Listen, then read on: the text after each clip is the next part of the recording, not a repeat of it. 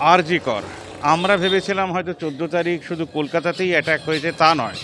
আজকে ট্রেনের জার্নি না করলে আমরা জানতে পারতাম না যে অন্য হস্টেলেও অ্যাটাক হয়েছিল। স্পেসিফিক যিনি যার হয়েছে তিনি ঘটনাটা বলেছেন, তার মুখে ঘটনাটা শুনে নিন। আমরা জানতাম যে 14 তারিখ কলকাতাতেই অ্যাটাক হয়েছে, আপনি রামপুরহাট থেকে কিছু বলছিলেন, সেটা বলুন। হ্যাঁ, রামপুরহাটে আমার নাতনি পাস আউট হয়ে গেছে, এখন ইন্টার্নশিপ করছে। ও যে ঘটনা ঘটলো তারপরে একদিন রাত্রিরে প্রচুর দুষ্কৃতী চড়াও হয়ে হোস্টেলে। আমি নিবেদিতা সাউ বলছি।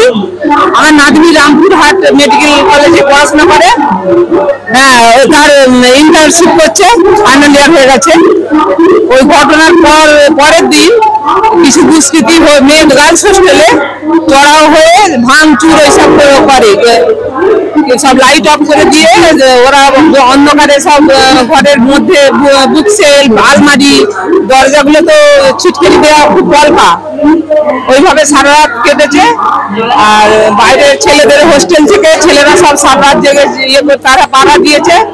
5টার পর তারপরে দুষ্কৃতীরা পালায় ওখান থেকে। এবারে খুব টেনশনের মধ্যে আছে ওরা। এবং আমার যে নাতনির বাবা টালিগঞ্জে স্কুলের মাস্টার, আর মা হলো যে হাউস ওয়াইফ, তারা খুব চিন্তার মধ্যে আছে। আপনারা কি এখন ভীত?